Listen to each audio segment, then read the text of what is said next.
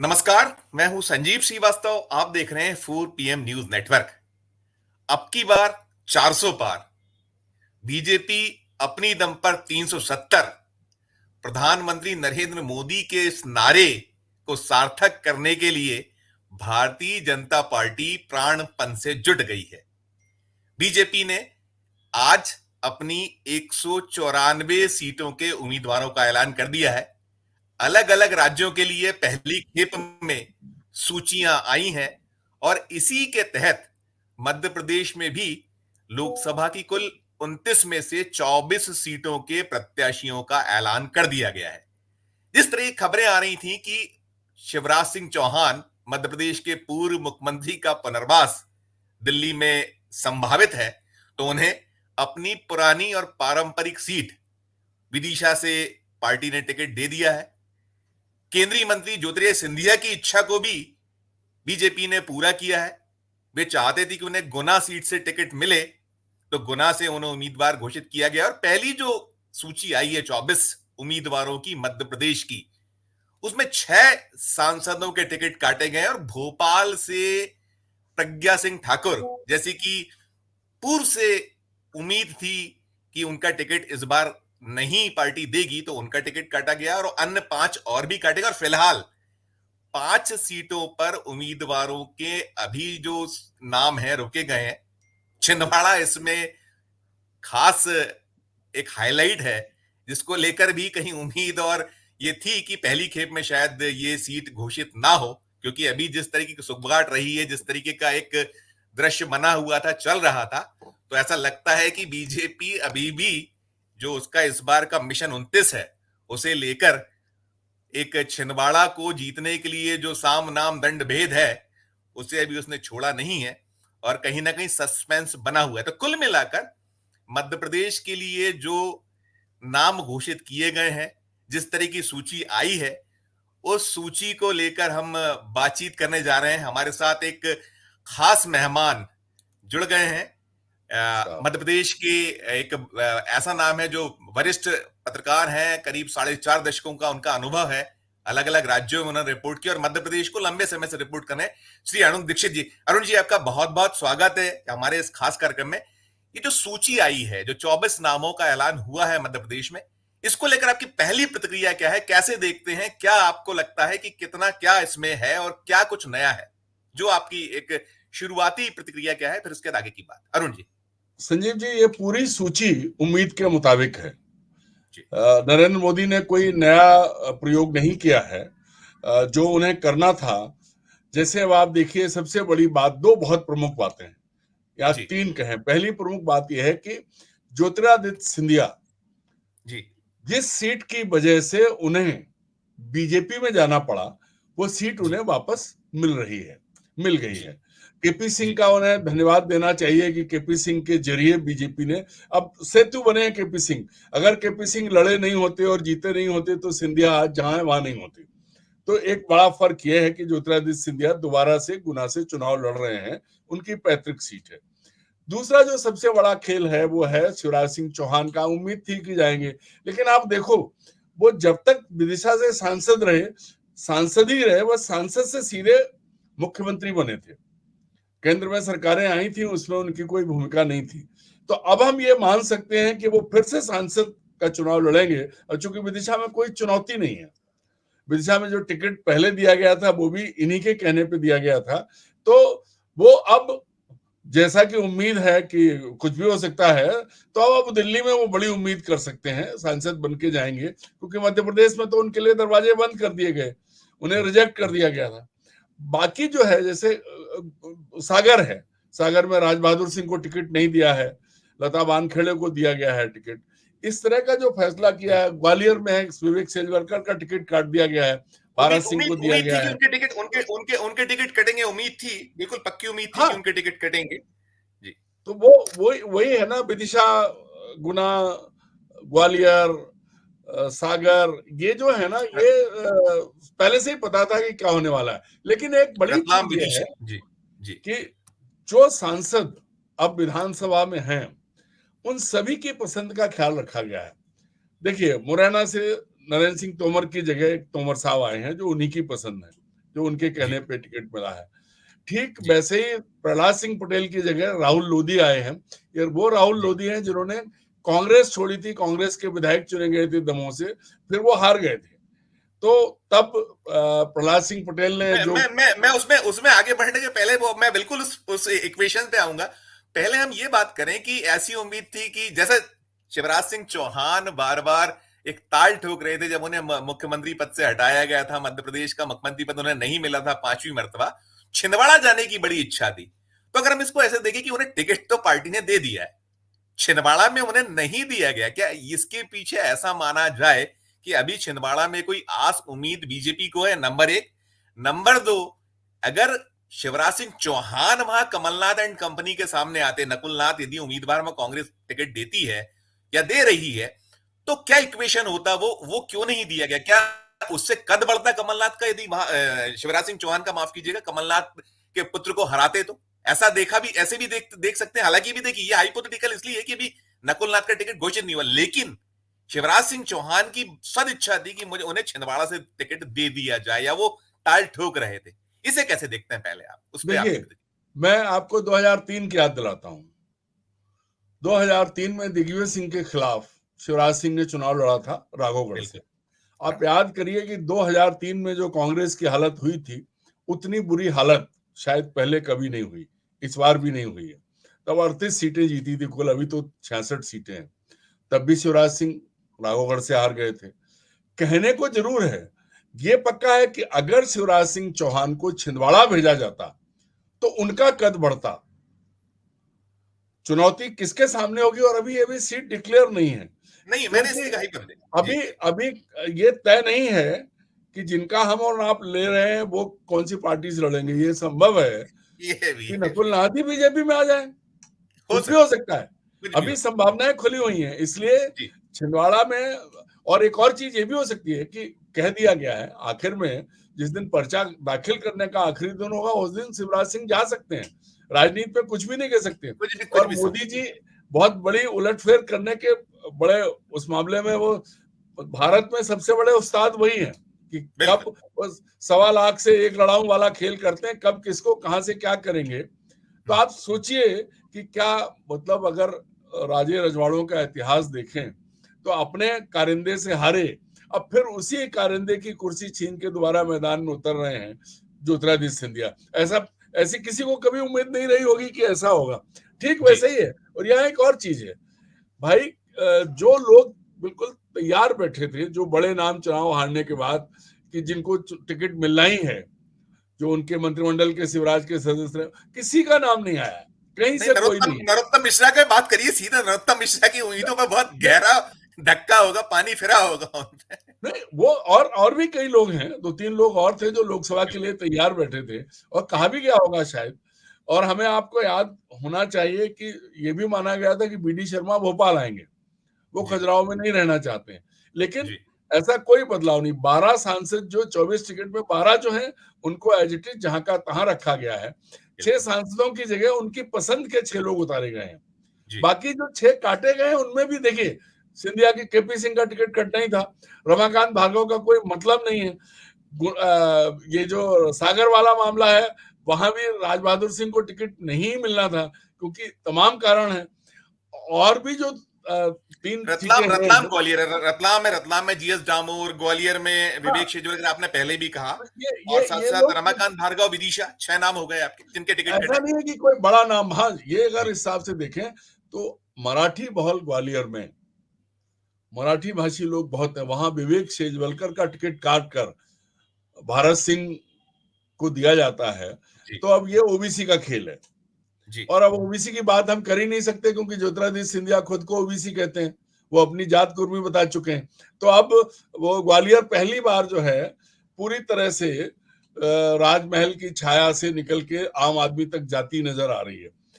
और मुरैना तो तोमरों का है, तो है वहां पर अब कौन आएगा क्या आएगा। लेकिन एक चीज और, इस 24 की लिस्ट के बाद एक बात बड़ा साफ है, जो बड़ा दुर्भाग्यपूर्ण है, कि मध्य प्रदेश में 2 पार्टियों के बीच में चुनाव होता रहा है, कांग्रेस और बीजेपी। तो आप देखो, बीजेपी ने तो अपने कैंडिडेट्स डिक्लेयर कर दिए, और कांग्रेस के जो अघोषित मुखिया हैं, या जो सब कुछ करता धरता राहुल गांधी, वो अपनी न्याय यात्रा निकाल रहे हैं, कहीं चुनावी तैयारी में नहीं है, कहीं कुछ नहीं है, सब यात्रा भरोसे चल रहा है। तो यहाँ जो है ना, इस बार विधानसभा चुनाव में जितनी रौनक रही थी, ऐसा लग रहा है कि अभी से कि लोकसभा चुनाव जो है वो उसमें मजा नहीं आएगा, कि इसको कहते हैं ना, हम ढूंढते थे कांटे की टक्कर, जोरदार टक्कर, ऐसा कुछ नहीं होने वाला है। अभी की जो स्थिति है उस हिसाब से तो कांग्रेस तैयारी में है ही नहीं। तो इस सूची पर आगे कोई बात करना, मुकाबले की बात करने का मतलब तब आए जब कांग्रेस कहीं तैयारी में दिखे। बीजेपी भोपाल से लेकर पूरे देश भर की तैयारियां दिल्ली में करके टिकट डिक्लेयर कर रही है, और कांग्रेस जो इंडिया ग्रुप की लीडर है, जिसको लीड कर रही है, वो अभी तक आपस का वो नहीं कर पा रही है। और ऐसे में अगर नकुलनाथ के साथ, चूंकि अभी पिछले दिनों जो कुछ हुआ है कमलनाथ को लेकर के, जिस तरह की चीजें उड़ाई गई, बीजेपी से ज्यादा कांग्रेस की आंतरिक राजनीति रही है जितना उनके साथ हुआ है। ऐसे वरिष्ठ नेता के साथ जो व्यवहार किया गया है कांग्रेस में, उससे ये साफ दिख रहा है कि कहीं 29 का सपना पूरा ना हो जाए। चुनाव चिन्ह तो बदलेगा। चुनाव चिन्ह जो अरुण जी, गुना में जो हुआ है, देखिए गुना में उस चेले ने पिछली बार महाराज को पटकनी दे दी थी, चित कर दिया था, जो उनके चुनाव के प्रबंधन को देखता था, कई सारी इक्वेशन से, और वो ताल ठोके हुए था। अब गुना में ठीक है, अभी जो बीजेपी की बयार की आप बात कर रहे हैं कि बयार है और सब है, क्या महाराज को वहां केपी सिंह यादव जो है, उसे कैसे एडजस्टमेंट होगा, क्या होगा, पार्टी कैसे करेगी, और क्या जो अभी हम लगातार देख रहे थे, सतत हमको नजर आ रहा था कि उन्होंने अभी 3 दिन पहले उन्होंने वो वहां पर एक उसका वो पासपोर्ट कार्यालय का उन्होंने उद्घाटन कर दिया था। तो ये जो सब चीजें रही हैं, इनको देखते हुए गुना में क्या कुछ कठिनाइयां महाराज के सामने कुछ पेश आ सकती हैं, उन्हें कैसे साधना पड़ेगा, इस पे आपकी राय? नहीं, अब देखिए, आप याद करो, ज्योतिरादित्य सिंधिया के खिलाफ एलानिया लड़ाई शुरू की थी पूर्व प्रदेश अध्यक्ष और बाद में राष्ट्रीय उपाध्यक्ष प्रभात झा ने। प्रभात झा ने हम लोगों के सामने कहा था ज्योतिरादित्य सिंधिया का एनकाउंटर अब शुरू होता है, और उसके बाद वो उतरे थे। उन्होंने जो किया, प्रभात झा ने बड़ी मेहनत की थी, और वही किया, मतलब कहां ज्योतिरादित्य सिंधिया और कहां केपी सिंह, और बिल्कुल, हार का अंतर भी थोड़ा बहुत नहीं था। बड़ा तो अंतर। ये जो ये बीजेपी ने बहुत मेहनत की थी, पूरी ताकत लगाई थी, उसके बाद बीजेपी इस लेवल पे आई कि ज्योतिरादित्य सिंधिया चुनाव हारे, और इसी हार की वजह से फिर वो बीजेपी में ही पहुंच गए। तो अब इस बार ये जो आप कह रहे हैं, ये बहुत बड़ा मुद्दा हो सकता था, वो है। यादव वहां बहुत है, बाकी सब चीजें बहुत खिलाफ जा सकती हैं, लेकिन नहीं नहीं अरुण जी, ये सवाल इसलिए भी बड़ा महत्वपूर्ण है कि ना केवल मध्य प्रदेश, देखिए मोहन यादव को मध्य प्रदेश का मुख्यमंत्री पद देने के बाद जो कुछ मैं संदेश वही देने की कहने जा कोशिश रहा। बिहार उत्तर प्रदेश में हुई है, तो वो भी उसको मैं आप इग्नोर, उसको अलग नहीं संजीव कर सकते कि आपने संजीव यादव जी का टिकट काट दिया संजीव जी, है। मैं वही कह रहा हूं कि जी, एक और आपने एक मोहन यादव को पूरे उत्तर भारत में झंडा बना लिया कि यादव मुख्यमंत्री हैं। दूसरे, आप उस यादव को जिसने एक राजा को हराया था, उस यादव को आपने अचानक किनारे कर दिया।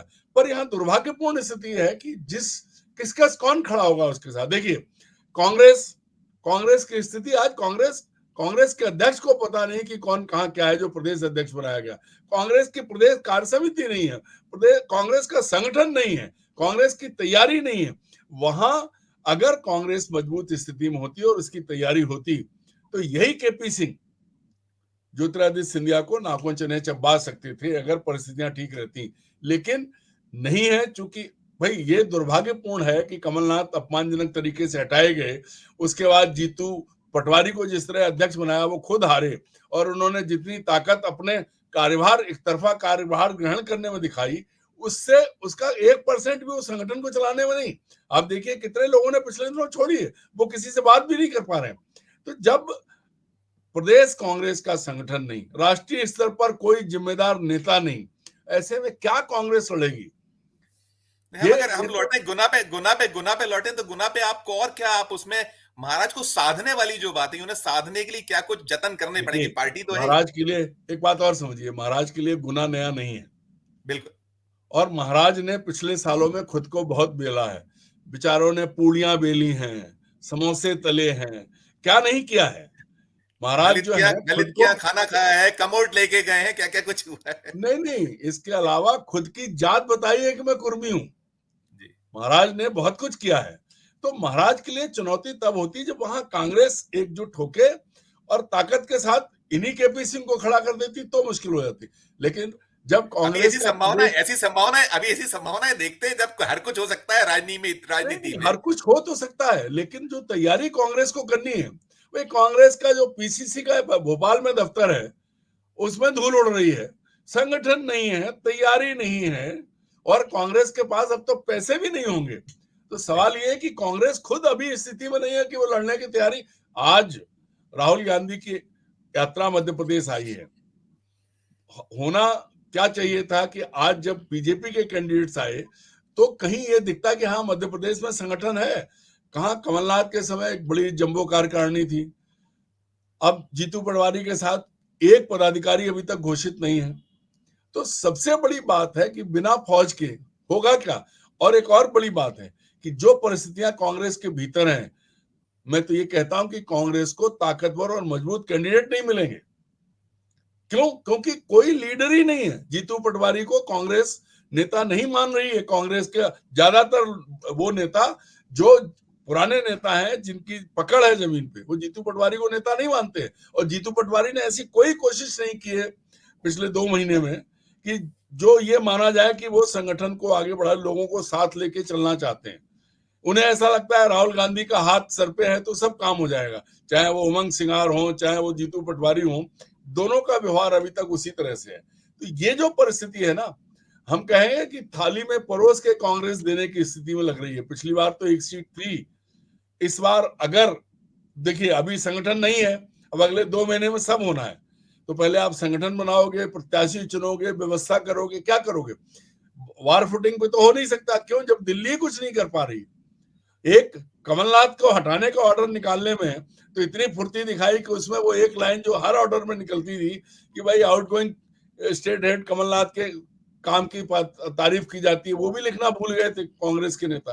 तो कांग्रेस के नेताओं में जो सर फुटौल दिल्ली से भोपाल तक है, वो मैं डंके की चोट पे कहता हूं कि वो 29 की 29 खतरे में डालेगी और आने वाले कुछ दिनों के अंदर बड़ी सरफटोल कांग्रेस में शुरू होगी। बीजेपी में कुछ नहीं हो सकता। नरेंद्र मोदी ने जो कह दिया वो आखिरी शब्द है और वो पत्थर पे लिखा हुआ, पत्थर की लकीर है, यहाँ कोई सवाल नहीं उठाएगा। सबसे पहले आप देखिए, जो शिवराज सिंह चौहान अभी तक खुद के इलेक्टेड होने की बात कर रहे थे, आज उन्होंने जैसे ही विदिशा का टिकट आया है, बड़ा ट्वीट करके तारीफ की नरेंद्र मोदी की।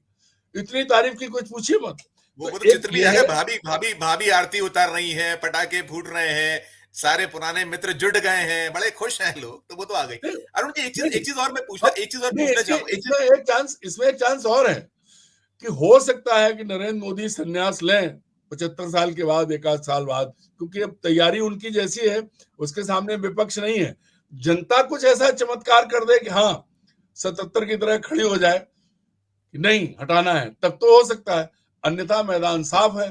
तो भाई अगर मोदी जी ने संन्यास लिया तो सर्वग्राह्य उम्मीदवार प्रधानमंत्री की कुर्सी की तो शिवराज सिंह चौहान है, कि सबके लिए सब प्रिय। बड़ी तो बात कर रहे इसलिए हैं, बड़ी बात कर रहे हैं। ये जो आरती उतारी जा रही है, जो ढोल बज रहे हैं, ये उसी के लिए है। क्योंकि अब यहाँ क्या होना है भाई, सदन में बैठ के वो तो इसको इसको ऐसा भी माने कि शायद क्या कुल्हाड़ी मार रहे हैं पैर, ऐसे भी देखा जाए। उनके उत्तराधिकारी तो कोई और है, वो तो कभी चाहेंगे ही नहीं, वो कैसे चाहेंगे अब जो कुछ हुआ है। भाई देखो, दोनों इसकी व्याख्याएं दोनों हैं। एक ये है जी। कि जैसे वहां बुला के चलो भाई यहाँ मोहन यादव के लिए तकलीफ हो रही है, बीच बीच में बोल देते हैं, मामा का घर बना लिया है। जब सांसद बन जाएंगे तो विदिशा तक सीमित हो जाएंगे। और वहां जैसे अभी तक और मध्य प्रदेश के कितने ऐसे सांसद हैं 28 में से जिनके ज्यादा नाम आते हैं? कोई नहीं है, सब चुपचाप काम कर रहे हैं। तो ऐसे हो जाएगा। लेकिन जो भाई विधायक से सांसद बनने के लिए जो ढोल मजीरे आरती पटाखे, तो इसका मतलब यही है कि वो उम्मीद की किरण है। आपने बड़ी बात कही है कि प्रधानमंत्री पद के लिए एक रास्ता खुला है, ऐसा आप करें। हाँ, अच्छा, मैं इसमें एक चीज और मैं जानना चाहूंगा इसमें। ये तो हम सारी बातें हुई रही, जो गुना से महाराज को टिकट दिया गया, ग्वालियर कहीं टफ था उनके लिए, गुना आसान हो गया ऐसा माना है? क्योंकि ग्वालियर में थोड़ी कठिनाई ज्यादा होने की संभावनाएं थी, तो पार्टी ने, बीजेपी ने, आला कमान ने कहीं महाराज को थोड़ा सा एक वेटेज दिया, ऐसा भी कहें गुना को देखकर? नहीं नहीं, मैं एक बात आपको याद दिलाता हूँ। जी याद करिए 98 का इलेक्शन, जब माधवराव जी सिंधिया लड़े थे, उनके सामने थे जयवान सिंह पवैया। जी इसमें एक चीज और हम भूल रहे हैं कि जी इस पूरे उसमें जो बलि चढ़ी है वास्तव में, तो बजरंग दल के पूर्व राष्ट्रीय संयोजक, शिवराज कैबिनेट के पूर्व मंत्री जयवान सिंह पवैया की। भाई, बिल्कुल उन्हें ग्वालियर से टिकट नहीं मिला है, नहीं मिला। जबकि उन्होंने ग्वालियर में माधवराव सिंधिया को नाके चने चबा दिए थे, और उसके बाद मेरी बिल्कुल वो 26,000 कुछ वोट से जीत पाए थे। तब उन्होंने जी कहा था मुझसे, मेरे अच्छे संबंध थे बातचीत में, बोले अब मैं कभी ग्वालियर से चुनाव नहीं लड़ूंगा। तो ग्वालियर जो है वो राजधानी जरूर था, पर ग्वालियर का आंतरिक जो है वो समीकरण पूरी तरह बदल चुका है। ग्वालियर में महल अब उस तरह से काबिज नहीं रहा है। और इसको अभी कांग्रेस ने नया खेल भी खेला है कि अशोक सिंह जो लगातार हारते रहे, उनको अब राज्यसभा में भेज दिया है, तो कांग्रेस की भी थोड़ी सी वो बढ़ेगी। अब ये देखते हैं कि भरत सिंह के सामने कांग्रेस कैंडिडेट कौन लाती है। अगर जो विधायक सिकरवार हैं वो उतरे तो मजा आएगा, तो फिर कुछ चीजें बदलेंगी, क्योंकि स्थानीय स्तर पर कांग्रेस के जो मजबूत नेता हैं, अगर उनको कांग्रेस ने चुना, जो अब सब हर दृष्टि से सक्षम है, उनको अगर चुना तो मजे आएंगे कुछ सीटों पे।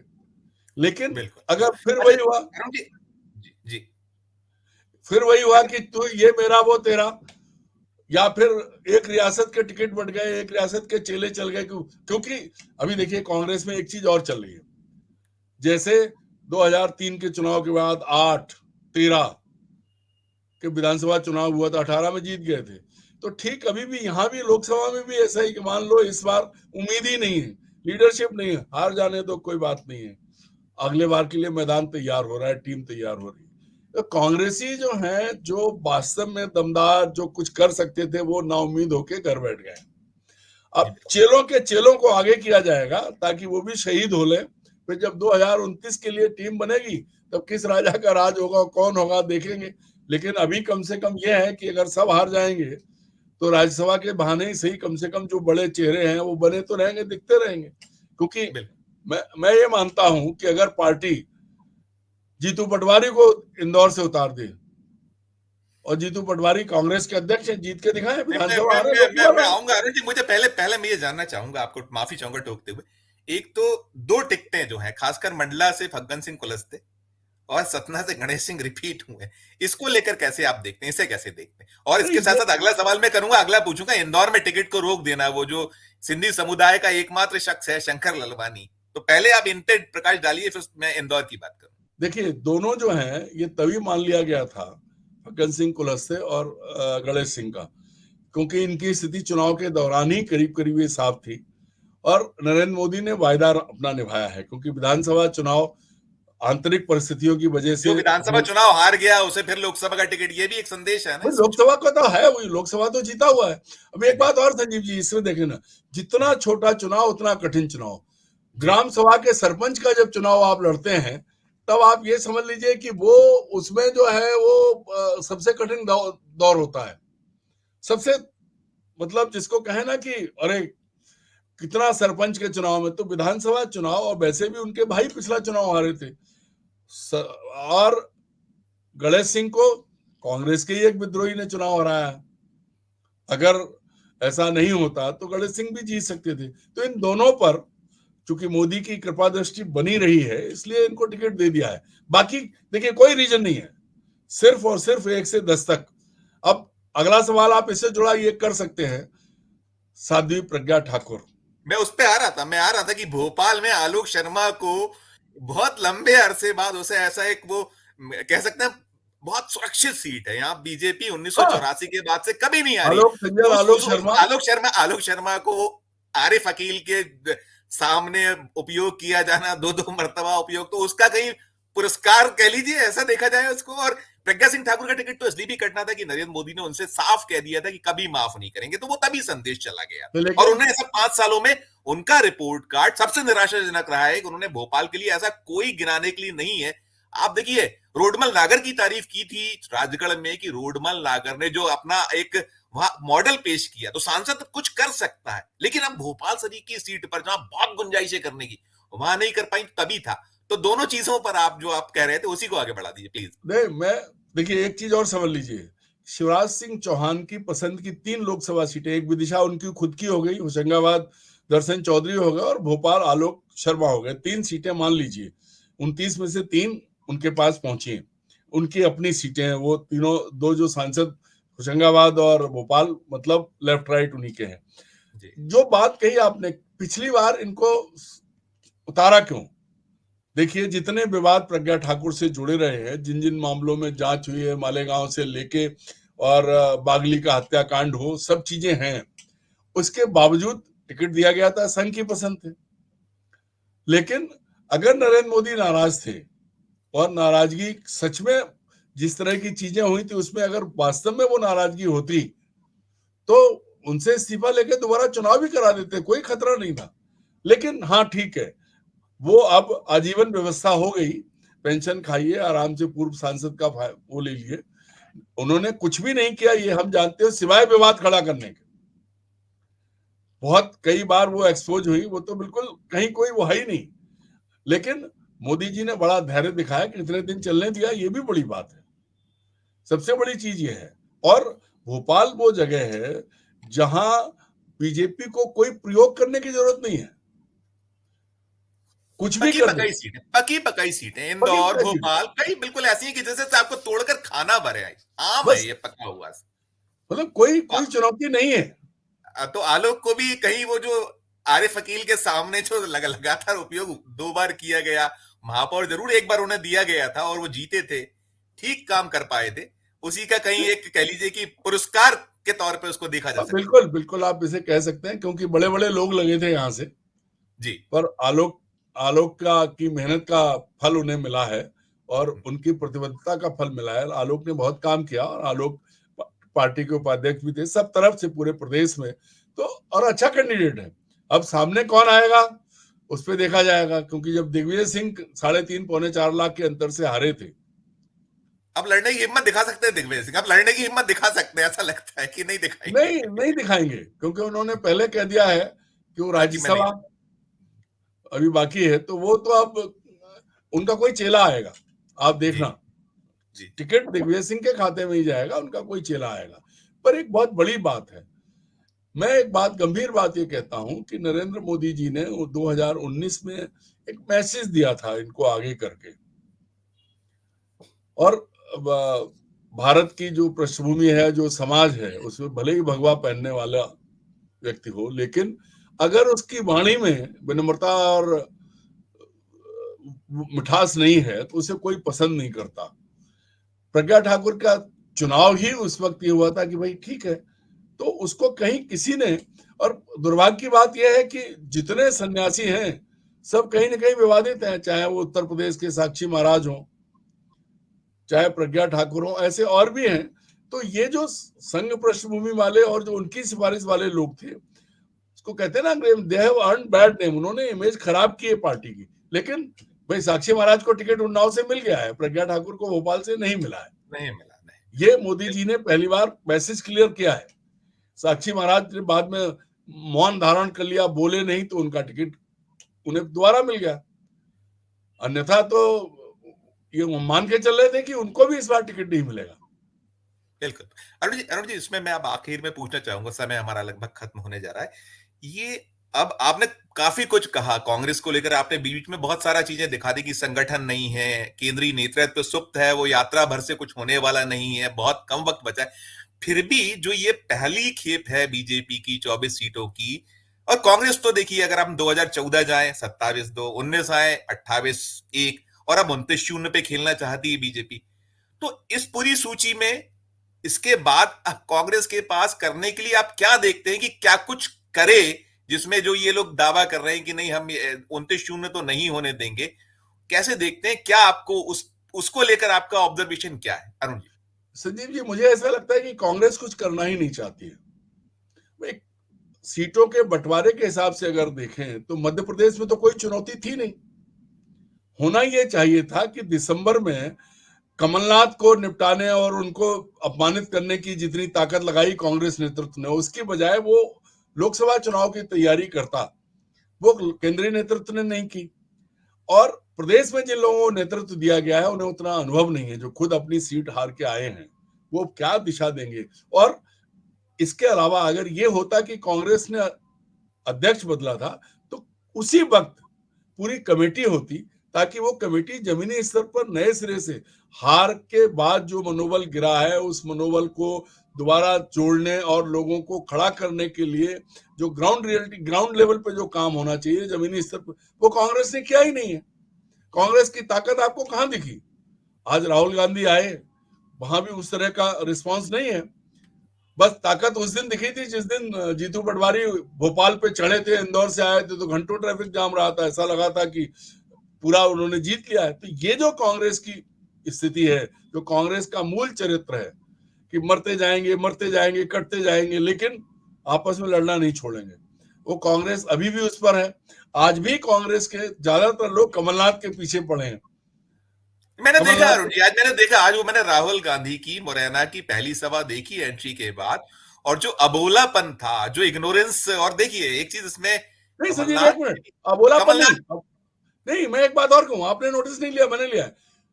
राहुल देखा ही नहीं उन गांधी लोगों ने, ने आपस में अपने देखा नहीं, एक दूसरे आई कांटेक्ट नहीं हो रहा था, मैं देख रहा था पूरा प्रोग्राम, आई मैंने देखा। कॉन्ट्रैक्ट तो छोड़िए, आई कॉन्ट्रैक्ट तो छोड़िए, वो उनके नाम पिता नौवे के नंबर पे, नाम उन्होंने 9वें जब पुकारा नंबर तो पे नाम नौवे लिया। नंबर पे था, नौवे हाँ, नंबर पे नाम था, नाइन्थ। उसके पहले उन्होंने ये जो मध्य प्रदेश के छोटे छोटे लीडरों के नाम लिए, 9वें नंबर वही पे कह रहा हूं। कमलनाथ का नाम पुकारा, 8वें नंबर पे दिग्विजय सिंह का नाम पुकारा। मैं बड़े माइन्यूटली ऑब्जर्व भाई, कर रहा था उस पूरे। आप जो वरिष्ठ नेता हैं उनको 8वें नंबर पे ले जा रहे हैं, तो इसका मतलब ये है कि राहुल गांधी अभी भी ये चाहते हैं कि एक बार और जाने दो, उनको चिंता नहीं है। अन्यथा भाई ठीक है, इंडिविजुअली उनकी इमेज बहुत बढ़िया हो गई हो, लेकिन जब नरेंद्र मोदी से लड़ना है तो आपको जो तैयारी करनी है उसमें आपकी कोई रुचि नहीं है। मल्लिकार्जुन खड़गे और जगत प्रकाश नड्डा, ये दोनों किस हैसियत के अध्यक्ष हैं ये आप और हम सब जानते हैं, लेकिन नड्डा के पास फाइल आती है बन के तैयार, वो एग्जीक्यूट कर देते हैं। यहाँ कोई है ही नहीं, यहाँ जो है यात्रा में है, कोई काम नड्डा खुद कर नहीं, खड़गे जी खुद नहीं कर सकते। तो ये जो कांग्रेस का, राहुल गांधी ना तो अपने लिए नई टीम बना पाए जिसको आगे लगाते, अब डीके शिव कुमार हिमाचल में भी जाएंगे, सब जगह वही बचे हैं क्योंकि उन्होंने कर्नाटक जिता लिया, बाकी कहां, क्यों नहीं कर पा रहे हैं। तो मुझे लगता है कि कांग्रेस आज भी, भाई चुनाव में हार जीत हुई, कमलनाथ को आपने जिस तरह का अफवाह हुई, आप सम्मान नहीं दे रहे हैं, ठीक है, लेकिन आप कांग्रेस को क्यों डुबो रहे हैं, सबसे बड़ी बात यह है। और इसके लिए हम और आप देखते रहिए, क्योंकि जो आज की तैयारी है 50-60 दिन में कांग्रेस वो ताकत नहीं ला सकती जिसकी जो मोदी का मुकाबला कर ले, सबसे बड़ी बात है। बिल्कुल बिल्कुल बिल्कुल बिल्कुल। अरुण जी, हमारे दर्शकों को, 4 PM के दर्शकों को आपने एक शानदार तरीके से मध्य प्रदेश में जो बीजेपी ने अपनी टिकटों की पहली खेप जारी की है उसे लेकर, और क्या कुछ कांग्रेस की स्थिति है उस पर बड़ी तफसील से प्रकाश डाला। बहुत बहुत धन्यवाद, बहुत बहुत शुक्रिया, हमें समय देने के लिए बहुत धन्यवाद। तो ये थे अरुण दीक्षित जी, जो मध्य प्रदेश में जो पहली लिस्ट जारी हुई है, बीजेपी ने 24 उम्मीदवारों का जो ऐलान कर दिया है देश के तमाम सीटों के साथ साथ, पहली बड़ी खेप जो आज आ गई है, तो उसमें अरुण दीक्षित जी का यही कहना है कि बीजेपी अपने पत्ते जिस तरीके से खेलती है, कांग्रेस को कहीं ना कहीं उसे सबक लेना चाहिए, सीखना चाहिए। और जो पहली खेप है, इसमें बड़ी बात उन्होंने ये कहा है या इस तरीके के संकेत दिए हैं कि इस सूची में जो शिवराज सिंह चौहान को विदिशा से टिकट मिल जाना इस बात का द्योतक है कि पुनः वो, भले ही अभी ये माना जाए, देखा जाए कि विदिशा तक सीमित करने का प्रयास है, लेकिन राजनीति में सब कुछ संभव है, कुछ भी हो सकता है। और जब कभी केंद्र में मोदी के उत्तराधिकारी की बात आएगी तो शिवराज एक बड़ा नाम बनकर उभरेंगे। हो सकता है कि उनकी लॉटरी खुले। और दूसरी जो उन्होंने एक बड़ी बात, बड़ा संकेत ये भी दिया है कि अभी छिंदवाड़ा में खेल खत्म नहीं हुआ है, और 29-0 पर खेलने के लिए बीजेपी अभी भी वहां खेला कर सकती है। और नकुलनाथ किस चुनाव चिन्ह से चुनाव लड़ेंगे, ये भी एक बड़ी रोचक देखने वाली बात हो सकती है, और कुछ भी मुमकिन हो सकता है। तो इस कार्यक्रम में फिलहाल इतना ही। हम फिर किसी नए विषय, नए वीडियो के साथ आपके समक्ष उपस्थित होंगे। हमारा मध्य प्रदेश का चैनल नया है, इसे लाइक कीजिए, इसे सब्सक्राइब कीजिए, और साथ साथ हमारे इस वीडियो को अधिक से अधिक लोगों से शेयर भी कीजिए। इस वीडियो के कमेंट बॉक्स में जाकर वीडियो को लेकर कमेंट जरूर कीजिए कि ये वीडियो आपको कैसा लगा। साथ ही हमारे उत्तर प्रदेश, राजस्थान, महाराष्ट्र और तमाम जो हमारे राज्यों के चैनल हैं उन्हें भी आप सब्सक्राइब कीजिए, लाइक कीजिए, देखते रहिए 4 PM न्यूज नेटवर्क। धन्यवाद, नमस्कार।